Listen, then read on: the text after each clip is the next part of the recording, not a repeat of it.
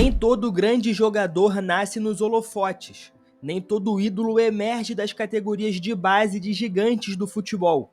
Alguns nomes parecem fadados ao anonimato, até que por força de vontade, talento bruto e oportunidade, quebram as estatísticas. E esse é justamente o caso de Pablo Verrete.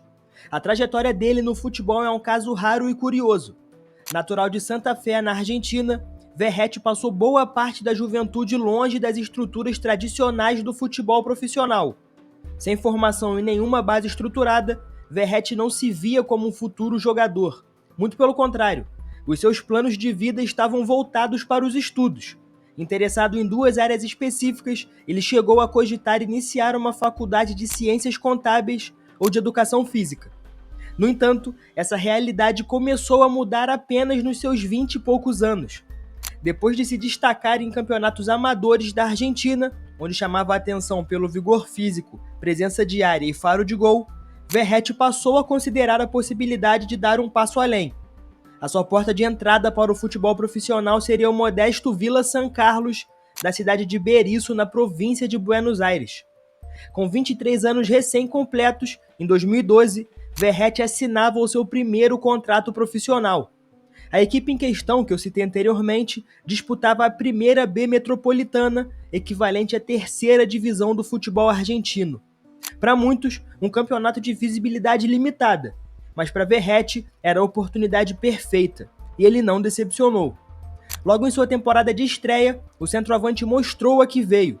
Com 24 gols marcados em 40 jogos na temporada, Verrete não apenas conquistou o respeito dos torcedores, como foi o artilheiro da competição. O time, embalado pela sua presença ofensiva, acabou conquistando o título da Primeira B Metropolitana e garantiu o acesso inédito à segunda divisão da Argentina, a Primeira B Nacional. O sucesso meteórico em sua primeira temporada como profissional chamou a atenção de clubes fora da Argentina, e foi justamente do outro lado da Cordilheira dos Andes que surgiria a próxima oportunidade.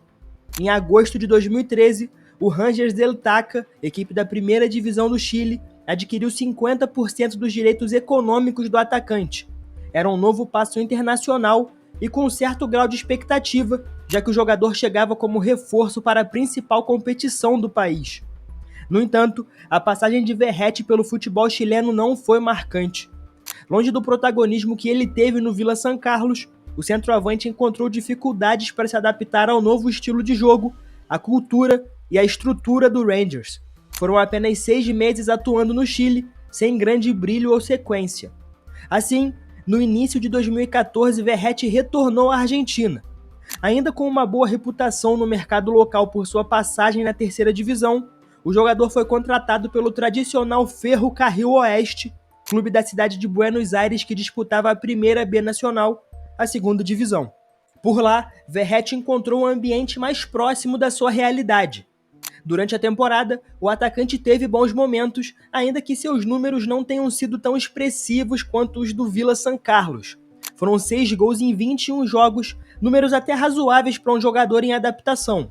O suficiente, no entanto, para chamar a atenção de uma equipe da primeira divisão argentina, o Gimnasia e Esgrima La Plata.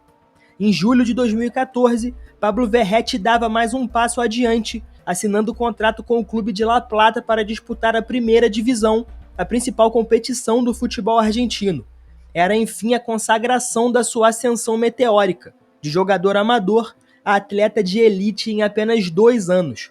No Gimnasia, embora não tenha se firmado como titular absoluto, o atacante deixou a sua marca em momentos decisivos, em jogos contra o Boca na Bombonera e contra o River Plate, por exemplo.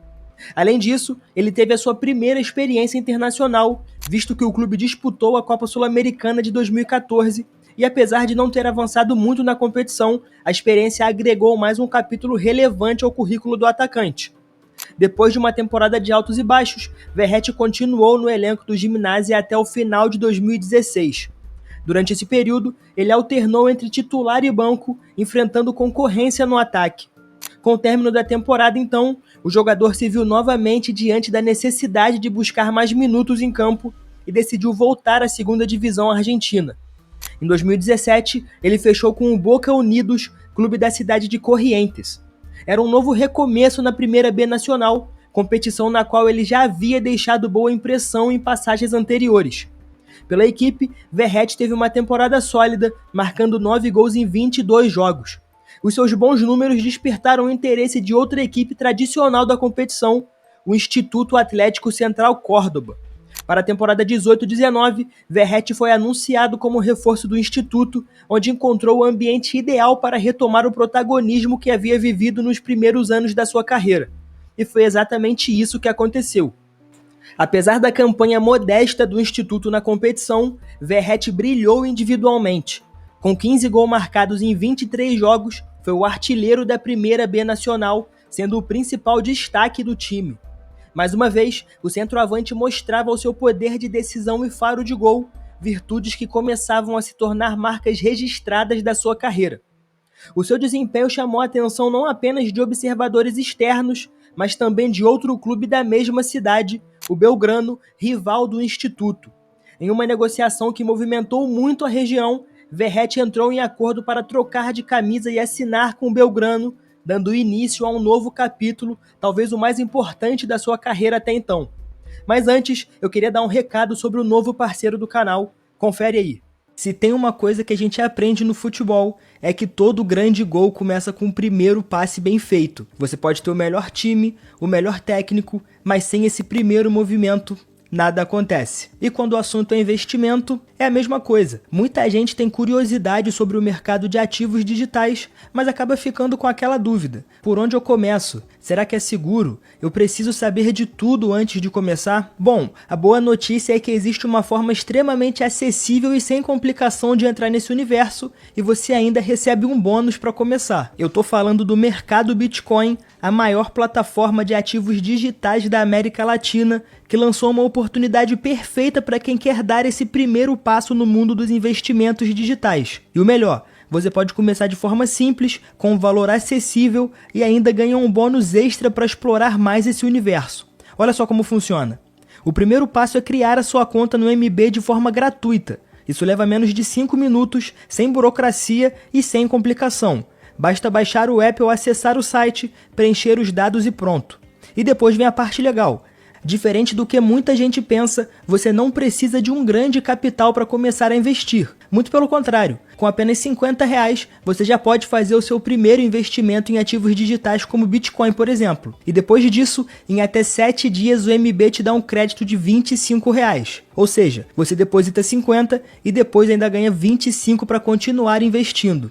É um baita incentivo, fala sério. E eu sei que quando a gente fala sobre investimento, sempre bate aquela preocupação. Será que é uma plataforma confiável? Será que o meu dinheiro de fato está seguro? Mas é importante falar que o MB já tem mais de 4 milhões de clientes e opera com transparência total. É uma plataforma séria, regulamentada e que te dá toda a segurança para você começar com tranquilidade. Então aproveita essa oportunidade e cria sua conta de forma gratuita acessando o link que está aqui na descrição e no comentário fixado. Mas fica ligado, porque essa promoção é válida apenas para novos usuários que se cadastrarem até o dia 30 de abril. Não perde tempo e abre sua conta. Valeu pela parceria, MB. Vamos de volta pro vídeo. Bom, chegar ao Belgrano em 2019 não foi uma decisão simples. Quando ele acertou a sua transferência, Verratti trocava de lado numa das maiores rivalidades do futebol cordobês. A mudança de camisa não passou despercebida. Vindo diretamente do rival local, o atacante chegou cercado de desconfiança. Os torcedores celestes viam com receio a chegada de um jogador que até pouco tempo representava as cores do arquirrival. A pressão, portanto, era inevitável. Porém, se existe uma linguagem universal no futebol, é o gol. E foi através deles que Verratti silenciou as críticas e conquistou a torcida. Logo em sua temporada de estreia pelo Belgrano, o centroavante teve um desempenho impressionante. Com 17 gols marcados em 28 jogos, foi o grande destaque ofensivo da equipe na disputa da Primeira B Nacional de 2019. Os seus números traduziam o impacto imediato que ele causou no time. Contudo, apesar da excelente campanha pessoal, a equipe como um todo não conseguiu atingir o principal objetivo da temporada, o acesso à elite do futebol argentino. Bom, na temporada seguinte, o atacante manteve o ritmo e voltou a apresentar grande desempenho ofensivo. Com 16 gols em 31 jogos, ele terminou como vice-artilheiro da competição, consolidando-se como um dos nomes mais respeitados do futebol argentino. A regularidade era impressionante. Porém, mais uma vez o tão sonhado acesso não veio. O Belgrano encerrou a campanha na 6ª colocação do Grupo A, somando pontos insuficientes para disputar o play-off que define quem sobe para a elite do campeonato argentino. Faltaram apenas 5 pontos para que a equipe celeste pudesse disputar uma vaga. Um final de temporada muito amargo, sem dúvidas. No entanto, 2022 seria um ano ótimo para o atacante. Naquele ano, Verratti viveu uma das temporadas mais marcantes da sua carreira. Capitão da equipe, principal referência técnica e voz experiente no vestiário, ele assumiu de vez o papel de líder e símbolo do Belgrano. Sob a sua liderança, o clube fez uma campanha impecável na Primeira Nacional e conquistou o título inédito da competição, garantindo o acesso à elite do futebol argentino. Com 17 gols marcados, ele foi o artilheiro da competição. E mais do que apenas gols, a sua presença era sinônimo de confiança.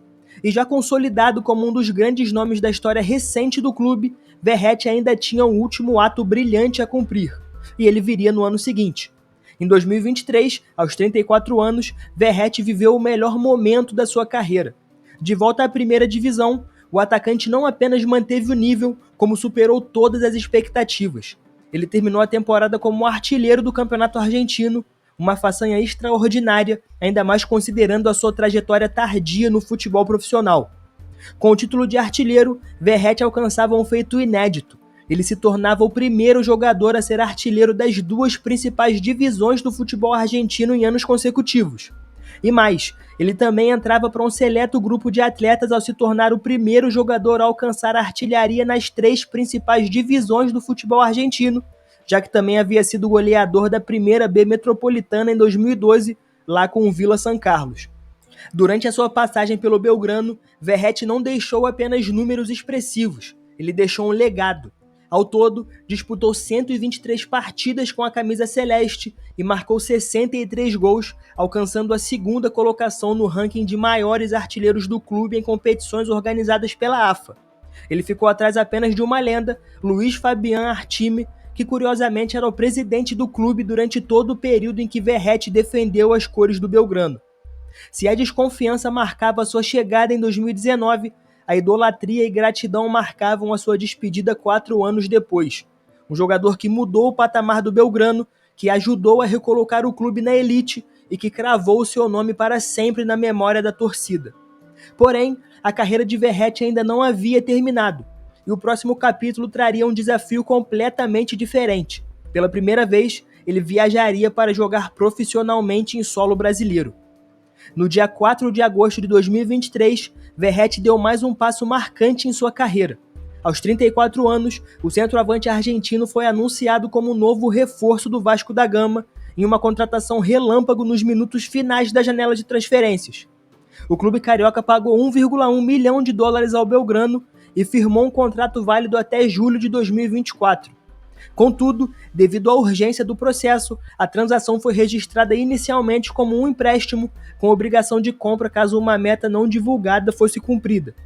Antes de fechar com o Vasco, Verratti chegou a acertar salários com o América Mineiro. O acordo entre o jogador e o clube estava muito encaminhado, mas restava a definição do valor da multa e a rescisão contratual. Quando o time de BH não conseguiu avançar na negociação, o Vasco aproveitou a brecha, atendeu às exigências da equipe e garantiu a contratação do atacante. E a chegada ao clube foi meteórica. Apresentado na quinta-feira, o atacante teve apenas 2 dias de treino antes de estrear pelo Vasco. No domingo, vindo do banco de reservas, ele precisou de apenas 16 minutos em campo para marcar o gol da vitória por 1-0 sobre o Grêmio, em São Januário. Contento, ele encerrou um jejum de mais de 700 minutos do Vasco sem marcar em casa. No jogo seguinte, contra o Red Bull Bragantino, ele voltou a marcar, garantindo um empate em 1-1 fora de casa. Logo, o apelido Pirata, originado da comemoração em que cobria um dos olhos com a mão, caiu nas graças da torcida vascaína. Nas suas 5 primeiras partidas, ele participou diretamente de todos os gols da equipe. E no dia 10 de setembro, o Vasco oficializou a compra em definitivo do atacante, cumprindo a cláusula já prevista no contrato. Com isso, Verratti estendeu seu vínculo até 2025. O argentino rapidamente se tornou peça fundamental na luta do Vasco contra o rebaixamento. Em 21 jogos pelo Brasileirão, ele balançou a rede 10 vezes. E com a ajuda dos seus gols, o time terminou o Campeonato Brasileiro na 15ª colocação, garantindo a permanência na elite do futebol. Na metade do segundo mês de 2024, Verratti renovou seu contrato com o Vasco até o fim de 2025, período em que outros clubes brasileiros também demonstraram interesse. Mas enfim, falando agora sobre o futebol, a campanha do Vasco no Campeonato Brasileiro de 24 começou de forma irregular. Após estrear com vitória sobre o Grêmio, o clube sofreu 4 derrotas consecutivas, incluindo um pesado 4-0 para o Criciúma dentro de São Januário, que culminou na demissão do técnico Ramon Dias. Ainda assim, Verratti mantinha um bom desempenho individual, com 3 gols nas 6 primeiras rodadas, o que o colocava como artilheiro do campeonato nesse início. Porém, a instabilidade no clube continuou. Em 10 rodadas, o Vasco acumulou 7 derrotas e trocou novamente de comando, com a demissão do técnico português Álvaro Pacheco. Na 11ª rodada, sob o comando interino de Rafael Paiva, Verratti voltou de suspensão por cartões amarelos e assumiu a braçadeira, liderando a equipe na vitória por 4-1 sobre o São Paulo. Era a primeira vez que Verratti usava a faixa de capitão no Vasco, papel que ele já havia desempenhado no Belgrano. Ao término do campeonato, Verratti acumulou 12 gols em 35 jogos, ficando a apenas 3 tentos dos artilheiros da competição, e foi titular com todos os 4 técnicos que passaram pelo Vasco durante a campanha. Além do brasileiro, o argentino também brilhou na Copa do Brasil. Ele estreou no torneio no dia 27 de fevereiro, marcando na vitória por 3-1 sobre o Marcílio Dias. Ele tornou-se então um dos 10 maiores artilheiros estrangeiros da história do clube com 14 gols. Na fase seguinte, contra o Água Santa, fez mais um gol e converteu a sua cobrança na disputa de pênaltis. Na terceira rodada, diante do Fortaleza, marcou gols no empate em 3-3 e ajudou o Vasco a se classificar mais uma vez nos pênaltis. Na sequência, nas oitavas, marcou contra o Atlético Goianiense e nas quartas, garantiu um gol diante do Atlético Paranaense na Liga Arena. No entanto, na semifinal contra o Atlético Mineiro, o Vasco foi eliminado. Ainda assim, Verratti encerrou a temporada como o principal nome ofensivo da equipe. Foram 23 gols em 54 jogos, artilheiro do time no ano, titular absoluto e capitão em todas as partidas em que começou jogando. 2024 foi o melhor ano da sua carreira em números, superando as marcas anteriores registradas no Belgrano. Porém, o ano de 2025 começou com certos rumores e incertezas. Nas semanas finais de 2024, o atacante buscava uma renovação contratual com uma valorização salarial. O seu empresário iniciou conversas com o clube, o que gerou sondagens de outros times. O Fluminense, inclusive, foi um dos clubes que chegou a entrar em contato com o Vasco, mas não passou disso. A diretoria Cruz-Maltina então seguiu negociando e, após semanas de conversas, firmou um novo acordo. Portanto, no dia 7 de fevereiro de 2025, a renovação foi oficializada no bid da CBF. O contrato com o Vasco agora iria até o fim de 2026. E o início de 2025 é muito promissor para o argentino. Verratti participou de todas as partidas desde o fim do estadual, marcando 6 gols em 10 jogos no Campeonato Carioca. Ele foi o artilheiro da competição ao lado de Maxi, do Sampaio Corrêa, e Germancano, do Fluminense. O Vasco avançou até a semifinal, quando foi eliminado pelo Flamengo, e mesmo assim Pablo foi incluído na seleção do campeonato. Além disso, até a gravação desse vídeo, no dia 14 de abril, Verratti é o jogador com mais participações em gols no Campeonato Brasileiro. São 4 participações diretas, sendo 3 gols e 1 assistência. É o artilheiro da competição até aqui. Na temporada, são 17 jogos, 13 gols e 2 assistências, mantendo-se como o jogador com mais participações em gols no país. E por fim, também é o artilheiro da Copa Sul-Americana, com 3 gols. Aos 36 anos, Verratti não apenas segue decisivo, ele se consolida como um dos principais nomes do futebol brasileiro atual, uma figura de liderança, um símbolo de entrega e, acima de tudo, um artilheiro letal que se recusa a parar de marcar gols. Na sua opinião, é o melhor atacante do futebol brasileiro? Deixe aí nos comentários que eu quero saber. Esse foi o Analisando o Jogo, seu espaço de análises e história sobre o esporte. Até a próxima.